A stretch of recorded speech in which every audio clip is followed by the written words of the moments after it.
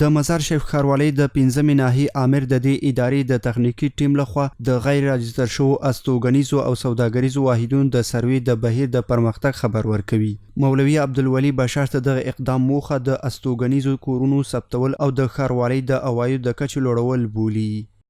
لا دغه پروسه چې شروع شوې ده نو الحمدلله د امارت مثلا د ناحیه نو مثلا د ښاروالۍ نو د عوایدو ته هم ډېر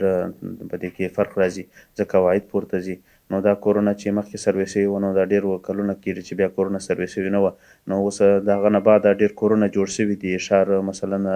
دغه پیدا کړی دی مثلا وړ شوی دی کورونه زیات شوي دي ښارګونه جوړ شوي دي نو په دغه وجې نو اوس د سره امارت دغه موږ دا پروسه شروع کړې ده الحمدلله چې دا کور په کور دا سروې شروع شي نو بیا به انشاءالله د سره سروې شي دا په عوایدو هم الحمدلله ډېر نفع تمامیږي.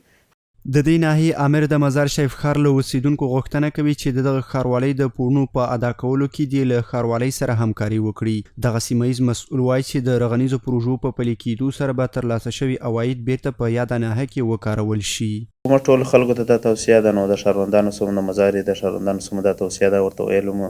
نو دا معاینه ده نو چې راسي دغه خپل باقیداري خلاصه کړي د صفایي نو دا خو د ملت پیسې دي بیرته په دغه ملت مصرفیږي که موږ د ملت نه صفایي ټولو که جواز دی که کرایه ماقت دی دا پیسې چې موږ د دې نه ټولو بیرته په سړک باندې ورته ووهو یا سړک ورته جوړو یا مثلا ویلې ورته جوړو د دې خپل مشکلات په حلیږي. نو د دې سم دغه تقاضا ده چې دوی موږ سره په هر رنګه موږ سره کومک وکړي که د صفایي په بخش کې که د تنظیف په هر بخش کې چې انشاءالله دوی موږ سره همکاري نو د دې همکارۍ ته موږ ضرورت لرو نو دغه 20 کاله د دې همکاري زموږ سره ول تر دې ځایه رسېدلي یو.